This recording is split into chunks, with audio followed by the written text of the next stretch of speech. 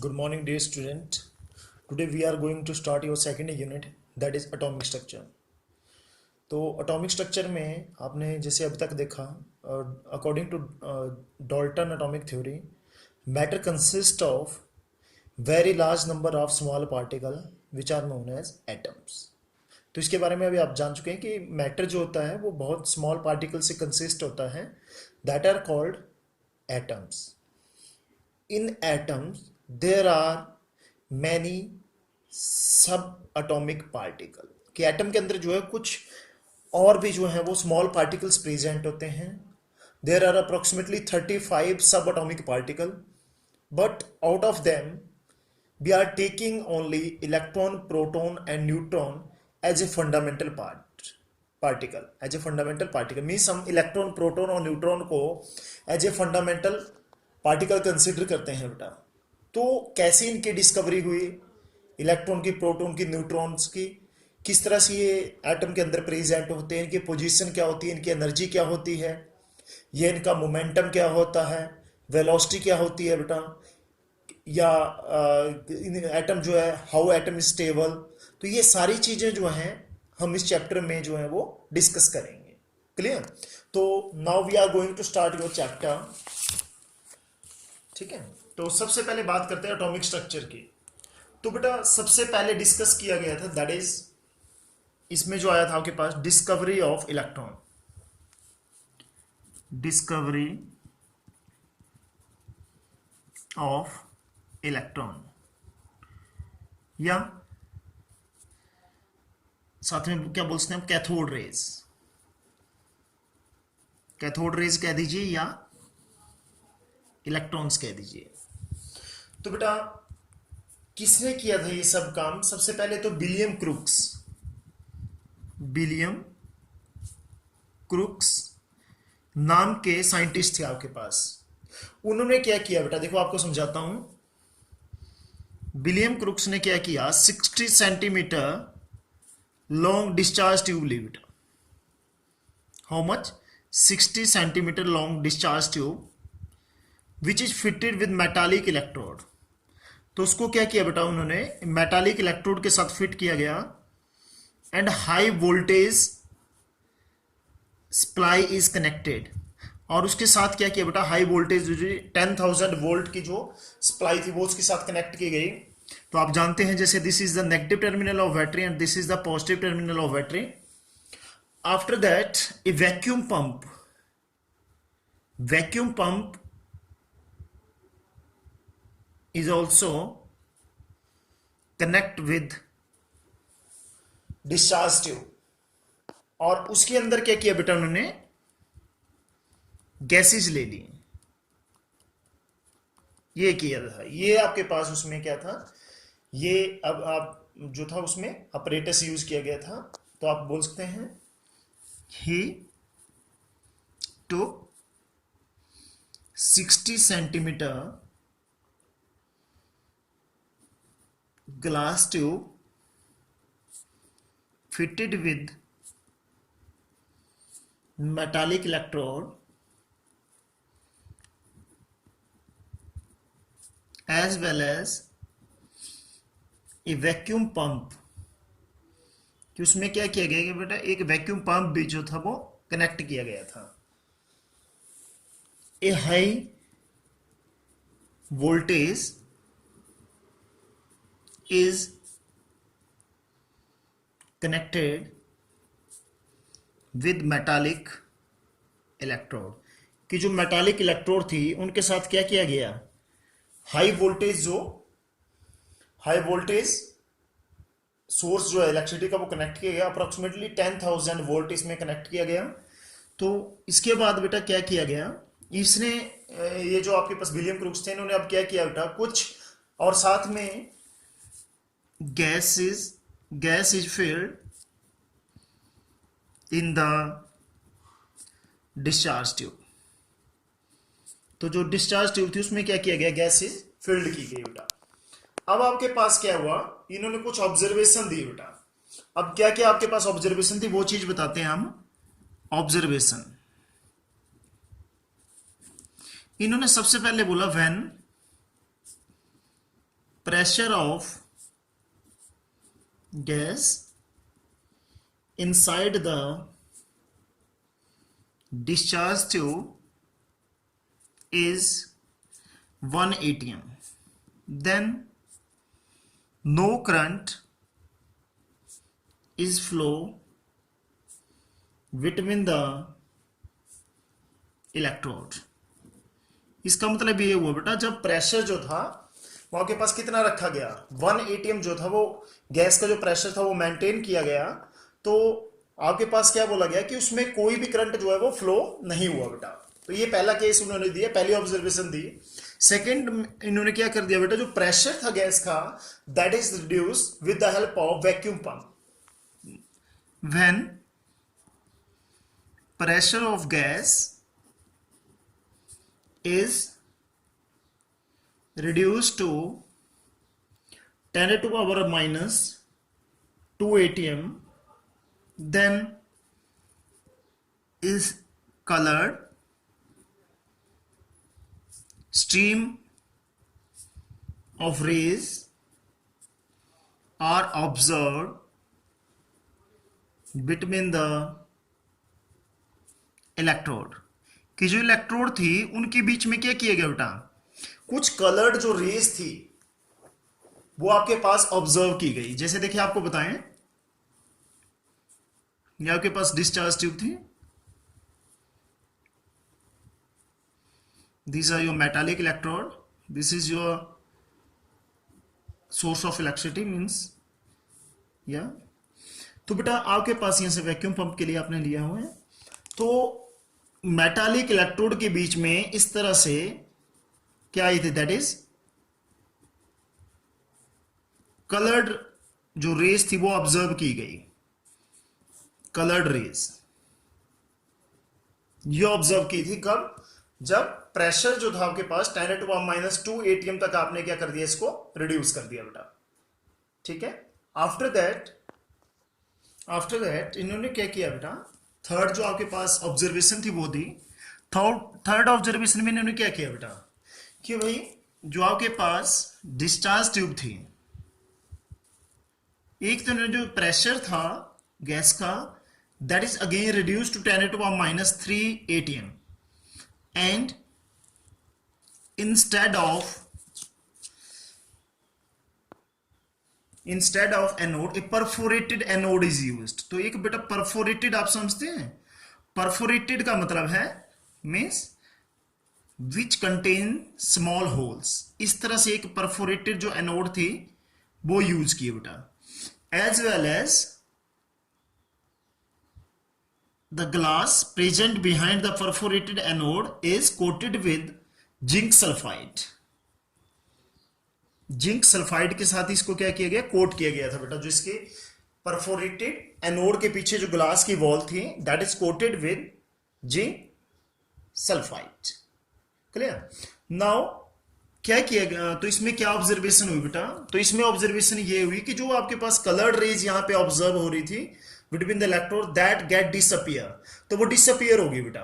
और डिसअपियर होने के बाद आपके पास क्या हुआ, ये जो यहां पे ग्लास हमने लिया था यहां पे कलरेशन प्रोड्यूस हुई इस तरह से, जो आपने जिंक सल्फाइड का लिया था, तो इसमें क्या हो गया आपके पास कलरेशन, यहां पे कलरेशन प्रोड्यूस हुई, ब्लूइश कलरेशन थी वो यहां पे प्रोड्यूस हुई बेटा। मींस आप बोल सकते हैं कि व्हेन, थर्ड ऑब्जर्वेशन क्या थी, when pressure of gas is reduced to 10 to the power minus 3 atm and perforated anode is taken and the wall of glass behind the anode is coated with, किसके साथ coat किया बेटा, zinc sulphide के साथ। तो क्या हुआ बेटा, इसमें क्या observation I,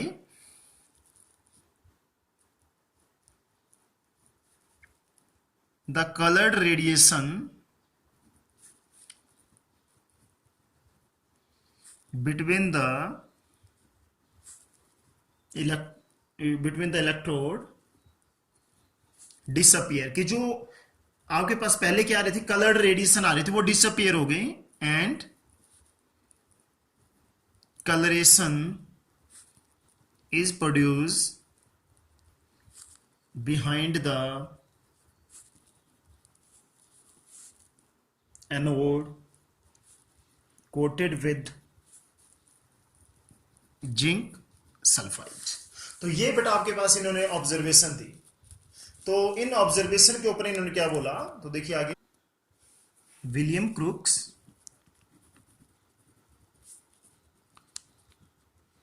told that these rays are produced from cathode electrode, so these are known as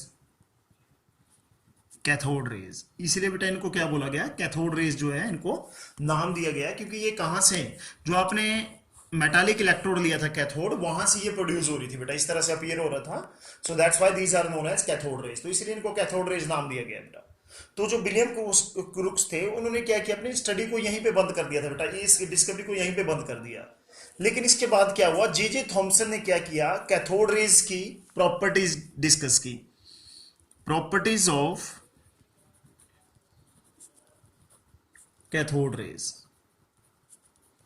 कि जो कैथोड रेज थी उनकी प्रॉपर्टी को किसने डिस्कस किया बेटा, that is J Thomson. William crooks ने क्या किया था, यहीं तक ये एक्सपेरिमेंट किया था जो डिस्चार्ज ट्यूब का था, उसके बाद उन्होंने कोई आगे अपने एक्सपेरिमेंट को परफॉर्म कंटिन्यू नहीं किया बेटा। तो जे थॉमसन ने प्रॉपर्टीज कैसे दी बेटा कैथोड रेज की, सबसे पहले जो उन्होंने किया, सबसे पहले उन्होंने क्या किया बेटा, कि उन्होंने ये बताया कि जो कैथोड रेज हैं that travel in straight line, कि वो स्ट्रेट लाइन में या स्ट्रेट पाथ में ट्रेवल करती हैं, this travel in straight path. ये ऐसा ऐसे बेटा उनको पता कैसे चला, तो उन्होंने कैसे किया ये, कि ही placed, he means J Thomson, he placed an object in the path of cathode rays, then the shadow, then the sharp shadow of object is formed। तो बेटा इस चीज का ध्यान रखें आप, जब भी आपके पास लाइट के सामने अगर कोई ऑब्जेक्ट को रख दिया और उसकी शार्प शैडो बनती है, वो कहां से बनती है, जब कोई चीज लाइट जो है वो कहां से आ रही है, स्ट्रेट जो है वो ट्रेवल कर रही है, स्ट्रेट से बनती है। तो उन्होंने भी यही कंफर्म कर दिया कि जो आपके पास कैथोड रेज थी that are travel in straight line, तो वो स्ट्रेट लाइन में जो है वो ट्रेवल कर रही है। तो ये देखो इन्होंने कैसे क्या किया था, ये आपकी डिस्चार्ज ट्यूब थी,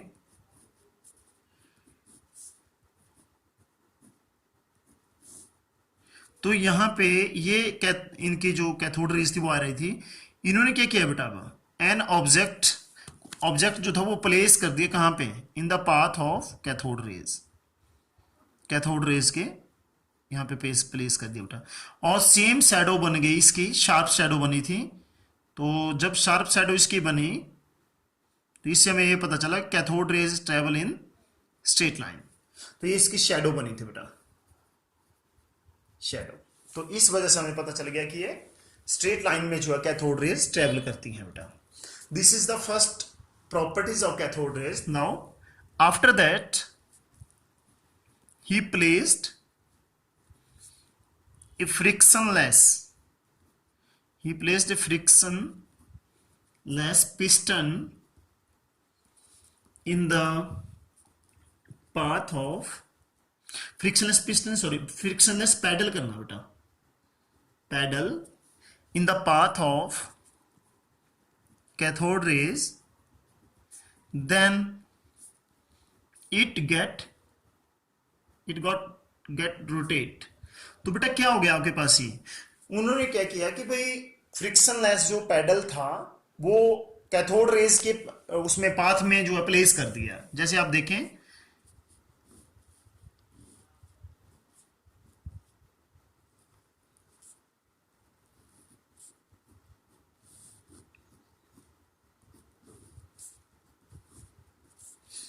सपोज ये कैथोड रेज आपकी ट्रेवल कर रही हैं और यहां पे किया है इन्होंने कि एक फ्रिक्शनलेस जो पैडल था वो प्लेस किया, तो ये पैडल क्या हो गया बेटा, रोटेट हो गया ये। तो ये रोटेट हो गया बेटा।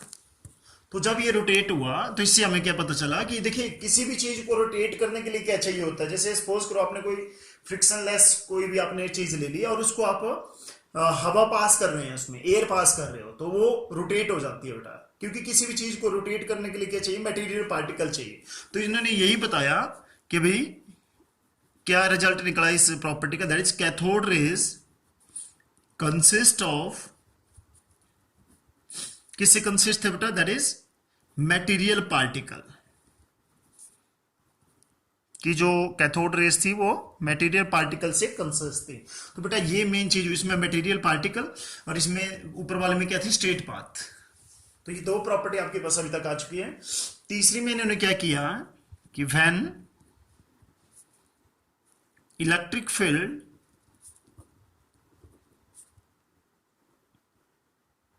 and electric field is applied in the path of cathode rays, then these attract towards, किसकी तरफ अट्रैक्ट हो गए थे बेटा, attract towards the positive terminal, positive terminal की तरफ जो थे वो अट्रैक्ट हो गए थे। तो इससे क्या पता चल गया, which shows that cathode rays are negatively charged particle. तो ये हमें यहां से पता चल गया बेटा कि उनके ऊपर क्या चार्ज है, क्या चार्ज प्रेजेंट है, that is negative charge present है। और ऊपर वाली प्रॉपर्टी से पता चला कि ये क्या आपके पास पार्टिकल्स हैं बेटा। अब जो नेक्स्ट प्रॉपर्टी दी बेटा वो भी सेम थी कि when magnetic field is applied, then cathode rays give same deflection as given by any negative particle. उसी तरह से डिफ्लेक्शन दी बेटा जिस तरह से कोई नेगेटिव पार्टिकल जो है वो डिफ्लेक्शन प्रोड्यूस करता है मैग्नेटिक फील्ड में। तो इससे हमें यही कंफर्म हुआ कि भाई ये क्या है, आपके पास नेगेटिवली चार्ज पार्टिकल है बेटा। नेक्स्ट प्रॉपर्टी जो आई बेटा that is these produce X rays, कि ये एक्सरे प्रोड्यूस कर रही थी। नेक्स्ट आया बेटा दे show heating effect when strike on the surface of metal, कि जब किसी मेटल के सरफेस पे ये स्ट्राइक किए तो इन्होंने क्या किया बेटा, इन्होंने जो था वो हीटिंग इफेक्ट शो किया बेटा। तो नेक्स्ट जो प्रॉपर्टी थी बेटा वो क्या थी, that is the show penetration effect. इसका मतलब क्या हुआ बेटा, that is these can pass through the thin metal foil, कि जो थिन मेटल फॉइल होती थी उनमें से क्या हो सकते थे बेटा, पास हो सकते थे। ठीक है। और इसके बाद था बेटा आपके पास these affect the photographic plate, कि जो फोटोग्राफिक प्लेट थी उनको अफेक्ट करते थे, मीन्स उनके ऊपर जो थे वो फोटोग्राफिक प्लेट, उनके ऊपर अपना इफेक्ट जो थे वो छोड़ते थे बेटा। जैसे अगर उनके ऊपर स्ट्राइक करवाया जाता था तो मार्क आता था उनके ऊपर कि कहाँ पे स्ट्राइक हो रहे हैं। तो ये आपके पास, तो यहां से क्या कंक्लूजन निकला बेटा कि cathode rays consist of negatively charged particle known as electron, जिनको क्या नाम दिया गया बेटा, इलेक्ट्रॉन नाम दिया गया। तो ये डिस्कवरी जो थी, इलेक्ट्रॉन की जो डिस्कवरी थी, ये किसने की, दैट इज जे थॉमसन ने की थी बेटा ये डिस्कवरी। ठीक है, तो आप इस चीज का ध्यान रखें कि जे थॉमसन ने इसकी डिस्कवरी की थी।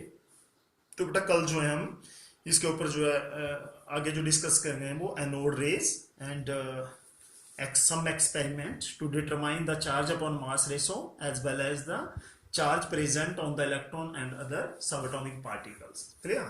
तो कल करेंगे बेटा, तो इसको आपने प्रॉपरली इसके नोट्स जो है सेकंड चैप्टर के बनाना शुरू कर देना है बेटा। ओके बेटा, thank you, bye, take care.